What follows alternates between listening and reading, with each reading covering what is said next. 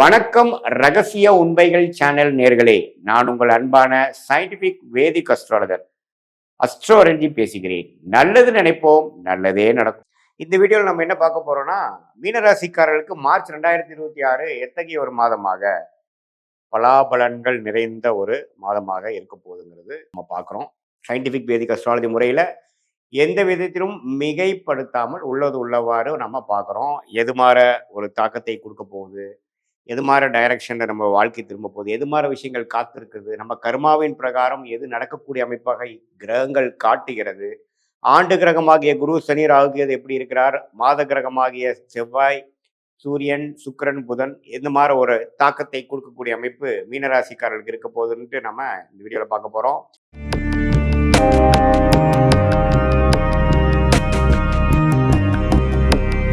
இருக்கிறது பார்த்தீங்கன்னா ராசி அதிபதி வந்து வலுவா இருக்கிறார். அதே சமயத்துல ராகு 12ஆம் இடத்திலும், அவரோட சூரியன் செவ்வாய் அதே மாதிரி புதன் எல்லாமே சேர்றாங்க.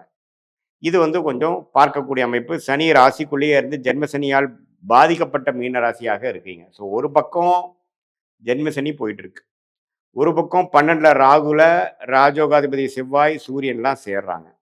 ஸோ அப்படிங்கிறப்போ அந்த சூரியனுங்கிறது 6ஆம் வீட்டு அதிபதியே வந்து ராகுவோட சேர்ந்துருக்கனால சில பேர்த்துக்கு மீனராசியக்காரர்களாக இருக்கிறதுக்கு ஒரு சுமாரான தசாபுக்தி போயிட்டு இருக்கவங்களுக்கு உடல் உபாதைகள், 6ஆம் இடத்து பிரச்சனைகள் ஆகிய உடல் உபாதைகள், வம்பு வழக்குகள், நோய்கள், கடன்கள், அது மாதிரி சில விஷயங்கள் வந்து இருக்கக்கூடிய அமைப்பு இருக்கு. அது 6ஆம் வீட்டு அதிபதியாக சூரியனே 12ஆம் இடத்தில் ராகுவோட சேர்ந்து, சூரியனும் சந்திரனும் ராகுவோட சேர்வது தோஷம், கர்மாவின் அடிப்படையில் அது தவறுங்கிறது தெரிஞ்சுக்கிறதுனால அது கிரகணத்தை கொடுக்கக்கூடிய அமைப்பாக இருப்பதனால கண்டிப்பாக அந்த மீனராசிக்காரர்களுக்கு கொஞ்சம் உடல் உபாதைகள் விஷயத்துல கொஞ்சம் கேர்ஃபுல்லா இருக்கணும். அதனால நீங்க ஹெல்த் கொஞ்சம் பார்த்துக்குங்க. நீங்க என்ன சாப்பிட்றீங்கிறது பார்த்துக்குங்க. யாரை நம்பி பணம் கொடுக்குற விஷயத்தெல்லாம் கொஞ்சம் கேர்ஃபுல்லா இருங்க. மார்ச் மாதம் வந்து யாரோ திடீர்னு ஒருத்தர் கூப்பிட்றாரு உங்களை, ஒரு மாதிரி நம்ம இக்கட்டான ஒரு சூழ்நிலை இருக்கிறேன், எனக்கு கொஞ்சம் பணம் கொடுப்பா, நான் உனக்கு 10 நாளில் 1 வாரத்தில் உனக்கு திருப்பி கொடுத்துட்றேன், ரொம்ப கான்ஃபிடென்ட்டாக நம்பிக்கையாக இருக்கிறதா சொன்னாலும் அது ஒரு சிக்கலை கொடுக்கக்கூடிய அமைப்பாக இருக்கும் அப்படிங்கிறத நீங்கள் தெரிஞ்சுக்கணும். ஏன்னா கிரக அமைப்புகள் அப்படி இருக்கு. அதே சமயத்தில் கொஞ்சம் வேலை தொழில் அது மாதிரி விஷயத்துலையும் கவனமாக இருக்கணும். பணம் உள்ளே போட்டுகிட்டே இருக்கிறோங்கிற மாதிரி இருக்கிற அமைப்பில் கொஞ்சம் கவனமாக இருக்கணும். உடல் உபாதைகள், வண்டி வாகனத்தில் கேர்ஃபுல்லாக போகிறது எல்லாமே தேவைப்படுகிறது. ஏன்னா 6ஆம் இடம் என்று சொல்லப்படுகிற சூரியனே வந்து 6க்கு கனெக்ட் ஆகிறார் ராகுவோட சேர்ந்து. இதுல நல்ல ஒரு விஷயம் என்னன்னா, குருவின் பார்வை பெரிய சிக்கல்களை கொடுக்காமல் தலைக்கு வந்தது தலைப்பாகோட போச்சுங்கிற மாதிரி ஒரு நல்ல அமைப்பை கொடுக்கிறார். அதனால நம்ம பயப்பட வேண்டியதில்லை. பட் இருந்தாலும் கவனங்கள் தேவைப்படுகிறது. ஸோ இப்படி இருக்கக்கூடிய அமைப்பு வந்து கொஞ்சம் கவனமாகவும் எடுத்தமாக கவுத்தமான இல்லாமல் எல்லாமே கொஞ்சம் சிரத்தையாக யோசித்து, வேகத்தை காட்டிலும் விவேகமாக, வேகத்தை காட்டிலும் நிதானத்தோடு எல்லா விஷயங்களும் செயல்பட வேண்டிய அமைப்புகள் தேவைப்படுகிறது. ஸோ இந்த ஜென்மசனியால் பாதிக்கப்பட்டிருக்கும் மீனராசிக்காரர்களுக்கு மார்ச் மாதமும் ஒரு சின்ன சேலஞ்சு மாதிரி வரப்போகுது. அதை வந்து நீங்கள் கொஞ்சம் சாதுரியமாக நான் சொன்ன மாதிரி அணுகி, என்னதான் சூரியன் ராகு சேர்ந்தாலும் ராஜோகாதிபதி உள்ள சம்மந்தப்பட்டிருக்கிறனால அப்படி ஒன்று ஜாதகரை நம்ம பாதிக்கிற மாதிரி ஒரு அமைப்பு வந்துடாது. அதே சமயத்தில் சுக்கிரன் ராசிக்குள்ளேயே இருப்பதனால ஓரளவுக்கு ராசி என்னதான் ஜென்மசனியால் பாதிக்கப்பட்டிருந்தாலும் சுக்கிரனால் திருட்பலம் பெறுவதனால அப்படி ஒன்றும் மனசு நம்ம கலங்கிடாது. ஓரளவுக்கு சமாளித்து வந்துடக்கூடிய அமைப்புகள் கட்டாயம் உண்டு என்று நீங்கள் தெரிந்து கொள்ள வேண்டும்.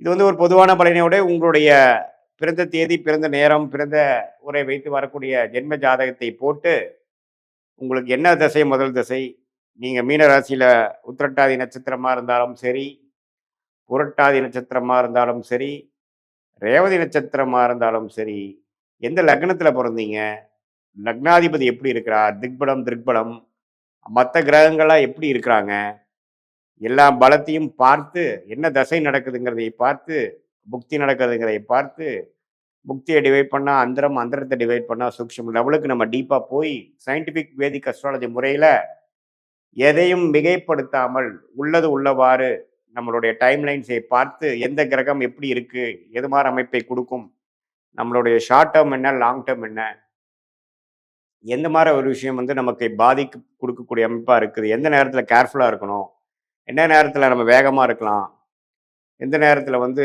சில விஷயங்கள் நடக்காம போனாலும் பொறுமையாக இருந்து காரியம் சாதிக்கணும் அப்படிங்கிறதெல்லாம் தெரிந்து, எந்த நேரத்தில் மாற்றங்கள் உண்டு, எந்த நேரத்தில் மாற்றங்கள் தேவையில்லை, கல்யாண விஷயங்கள், சுப விஷயங்கள் எப்போ, குழந்தை பேரு எதிர்பார்க்கக்கூடிய தம்பதியர்களுக்கு நல்ல நற்செய்தி எப்போ, எது மாரி விஷயத்தில அந்த ட்ரீட்மெண்ட் விஷயங்கள்லாம் பண்ணணும், உறவுகள் எப்போ மேம்படும், ஃபினான்ஷியல் கண்டிஷன் எப்போ இம்ப்ரூவ் ஆகும், சீனியர் சிட்டிசன் ஹெல்த் வந்து எப்போ நமக்கு இம்ப்ரூவ் ஆகும், நம்மளுடைய ட்ரீட்மெண்ட்லாம் கரெக்ட்டா இருக்கா, எது மாரி நேரத்தில நமக்கு கரெக்ட்டான ஒரு அமைப்பு கிடைக்கும், எப்போ நமக்கு விமோசனம் கிடைக்கும், எப்போ வந்து நம்மளுடைய தொழில் முன்னேற்றங்கள், நம்மளுடைய பிராப்தங்கள் வந்து வேலையா, தொழிலா, அரசு உத்தியோகமா, அல்லது வெளிநாடா, இம்போர்ட், எக்ஸ்போர்ட் ரிலேட்டடா, எந்த துறை நமக்கு மேன்மையா இருக்கு, ஜவுளித்துறையா, டெக்ஸ்டைல்ஸ் அது மார ஹோட்டல் அது மாரி லைனா, ஐடி துறையா, அக்கவுண்ட்ஸ் துறையா, ஃபினான்ஸ் துறையா, பேங்கிங் செக்டாரா,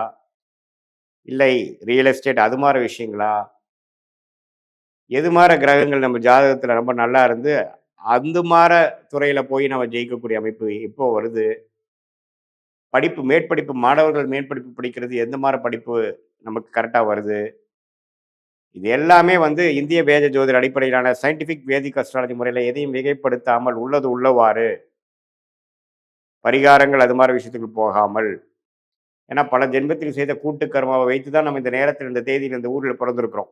அதை வைத்து நம்ம என்ன மார ஒரு அமைப்பை தெரிந்து கொண்டோம்னா, அதுக்கு தகுந்த மார ஒரு எப்படி நம்மளுடைய டிராவலிங்க்கு Google மேப் நமக்கு உதவுதோ, அதேபோல சயின்டிஃபிக் வேதிக் அஸ்ட்ராலஜியும் நீங்க யூஸ் பண்ணி, அது மூலமாக கிளாரிட்டி பெற்று, தெளிவு பெற்று, தேவையற்ற பண விரயங்கள், தேவையற்ற சமய விரயங்களை தவிர்த்து, தேவையான வேலைகளை, தேவையான செயல்பாடுகளை தேவையான சமயத்தில் செய்து, நம்மளுடைய பிராப்தம் என்னவோ அதுக்கு நிகரான ஒரு அமைப்பை சீக்கிரம் எளிதில் எதிர்நீச்சல் போடாமல், நம்மளுடைய பிறவி பயன் நம்ம கர்மாவை நாமளே அறிந்து, அதுக்கு தகுந்த மார ரைட் சாய்ஸஸ் என்று சொல்லப்படுகிற சரியான வாழ்க்கை முடிவுகளை, லைஃப் சாய்ஸஸை எடுத்து, சரியான வாழ்க்கை முடிவுகளை எடுத்து, அதன் மூலமாக வாழ்க்கையில் நம்மளுடைய பிராப்தத்தை பொறுத்து எது மார லெவல் ஆஃப் வாழ்க்கை அமைப்புகளை நம்ம பெற முடியுமோ, அந்த பொட்டன்ஷியலை ரீச் பண்ணி, அதிலயும் பெரிய போராட்டங்கள்,